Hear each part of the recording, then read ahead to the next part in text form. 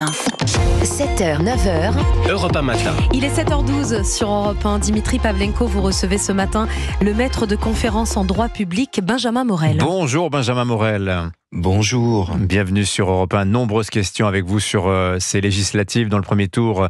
Intervient dans moins de 3 semaines. Peut-être pour commencer avec vous, Benjamin, la stratégie d'Emmanuel Macron après son choix de la dissolution de l'Assemblée. Que peut bien avoir en tête le président pour prendre le risque de perdre la main à l'Assemblée nationale? Car les premiers sondages ne lui sont pas favorables. On l'a vu, ils le sont en revanche pour le Rassemblement national et disons plutôt pour la gauche, en tout cas si elle partait unie. Est-ce que selon vous, Benjamin Morel, Emmanuel Macron a un plan en tête qui le verrait vainqueur? Alors probablement, est-ce que ce plan est réalisable? Ça c'est un autre sujet. Mais l'idée d'Emmanuel Macron, c'est de prendre tout le monde de court. Et là, ça a plutôt marché, parce qu'en effet, la rationalité de la décision de l'autre soir interroge les états-majors politiques, et donc ce faisant, personne n'était vraiment prêt. En prenant tout le monde de court, il espère que ses adversaires soient pas en capacité de faire campagne. Et surtout parce que la gauche va avoir un peu la clé du scrutin là-dessus, étant donné que dans une élection au suffrage universel, au scrutin majoritaire à 2 tours, si jamais vous n'atteignez pas le second tour, vous n'avez pas de député. Donc à partir de là, si la gauche ne fait pas d'alliance, eh bien les seconds tours vont être d'abord des seconds tours majorité RN. Et dans ce cadre-là, la majorité a son épingle du jeu à tirer. Donc ça implique... Vous pensez qu'Emmanuel Macron compte sur ce ressort du barrage à l'extrême droite, du barrage contre le Rassemblement national, quand bien même les sondages sont écrasants en faveur du RN? Ça, c'est le deuxième élément. Mais d'abord, dans la vision qu'il a, il faut pas qu'il y ait d'alliance au sein des gauches. Sinon, les seconds tours vont être également gauche RN. Et donc, ce faisant, la majorité risque d'être pris en sandwich. Je sais pas si vous avez suivi ce qui s'est passé cette nuit, mais malgré tout, il y a des évolutions vers une alliance des gauches qui ont quand même un instinct minimal de survie. Et ensuite, le deuxième élément, c'est que, en effet, en cas de duel majorité RN, eh bien, il faut un barrage républicain, il faut un front républicain, il faut que la gauche aille jouer les castors pour la majorité. Bref, vous appelez ça comme vous voulez, mais ça ne marche plus depuis 2022. On l'a pas vu aux dernières législatives, et très clairement, on n'a pas eu de surmobilisation contre le RN lors des dernières élections européennes.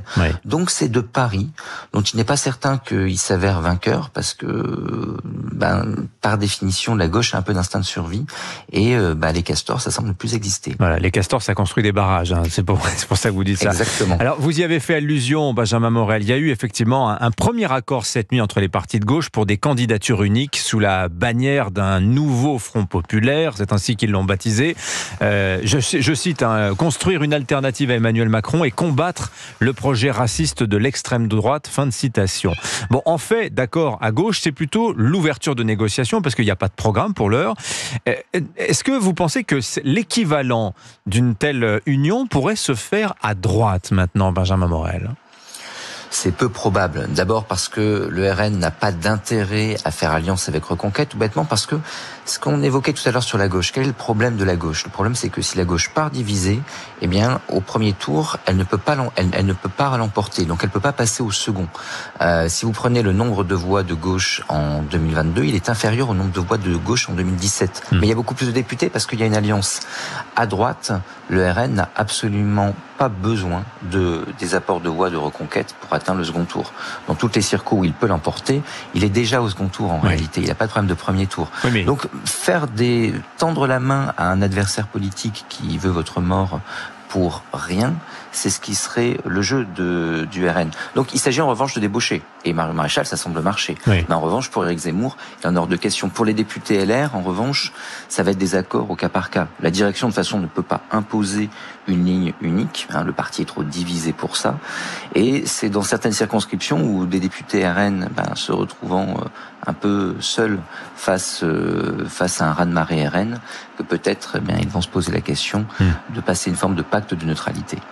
Alors, il y a un autre aspect de ces législatives qui est intéressant, Benjamin Morel. On constate que ça devient un peu la norme pour les poids lourds électoraux de faire campagne pour un Premier ministre. C'est par exemple le slogan aujourd'hui de Jordan Bardella. Il a écrit son affiche de campagne, c'est lui souriant. Je crois que dans le fond, c'est Matignon. Et il a écrit Premier ministre. Raphaël Glucksmann lui a proposé hier l'ex-patron de la CFDT, Laurent Berger, comme Premier ministre en cas de victoire de la gauche dans 3 semaines. Et on se souvient du slogan de Jean-Luc Mélenchon en 2022. Élisez-moi Premier ministre. Ça nous dit quoi de la place aujourd'hui des législatives dans la vie politique française ? Il y a une personnalisation des élections. Et d'ailleurs, pour les élections législatives, il y a en effet une une présidentialisation en France. Vous élisez un président et puis accessoirement, quelques semaines plus tard, il y a des législatives qui viennent confirmer, en théorie, sauf la dernière fois, les élections présidentielles. Mais à l'étranger, où il n'y a pas d'élection présidentielle, ou en tout cas la plupart du temps il n'y en a pas, vous votez Johnson. Vous votez Merkel, vous votez Scholz, vous votez etc. Donc en fait, la personnalisation à travers la figure d'un Premier ministre est important pour donner du sens à l'électorat, parce que derrière, il y a une question d'incarnation, il y a une question de mise en visibilité de la politique. Ça, c'est très lié à la médiatisation dans les régimes parlementaires depuis les années 50-60 à peu près, et ça pose l'autorité des chefs du gouvernement. Quand vous avez des législatives qui commencent à signifier quelque chose, qui ne sont pas simplement un ricochet de la présidentielle, eh bien, pour mobiliser leurs troupes, les partis en France font comme à l'étranger, ils trouvent le visage d'un Premier ministre, même si en France, il faut jamais oublier que c'est le président de la République qui choisit qui est le Premier ministre. Et si il y a Bardella Premier ministre qui disposait d'une majorité absolue à l'Assemblée, Emmanuel Macron aurait toujours la liberté de nommer quelqu'un d'autre, charge à l'Assemblée ensuite de voter une motion de censure. Oui. Et j'ai une dernière question pour vous, Benjamin Morel. Partout en Europe, on voit que des forces conservatrices, nationalistes, populistes émergent. Beaucoup d'ailleurs ont déjà exercé le pouvoir, pas forcément seuls, mais souvent via des coalitions. Ça n'est jamais arrivé en France. Comment on l'explique ? Là encore, c'est très lié à notre système institutionnel. Les forces de droite populistes, on peut les appeler comme on veut, qui sont arrivées au pouvoir à l'étranger, ils sont rarement arrivés toutes seules, au moins au début. Elles y sont arrivées dans le cadre de coalitions menées par la droite, voire d'ailleurs par un autre parti. Pensez à la Liga de Matteo Salvini. En France, le régime très présidentialisé, avec cette élection au suffrage universel direct, avec les effets déformants également du mode de scrutin majoritaire à 2 tours à l'étranger, sauf en Grande-Bretagne, partout il y a la proportionnelle. Fait que si vous gagnez les présidentielles, vous avez en règle générale une majorité absolue au Palais Bourbon et donc pas besoin d'alliance. Donc soit vous êtes en capacité de gagner la présidentielle et ça marche, et pas d'alliés, soit vous ne la gagnez pas, auquel cas vous êtes rejeté dans l'opposition. Comme aucun grand parti de gouvernement n'a eu jusqu'à présent besoin du concours du Rassemblement national, eh bien, il est toujours resté dans une situation d'opposition, là où la Liga, là où le FPO, là où le Parti du peuple danois, eh bien, sont rentrés, eux, dans des systèmes de coalition. Merci beaucoup, Benjamin Morel, maître de conférence en droit public. Merci d'avoir été avec nous sur Europe 1 et une petite caresse à votre petit chat qu'on a entendu juste derrière vous. Qui a participé à l'interview, c'était intéressant. Allez, bonne journée à vous. Il est 7h. Bonne journée.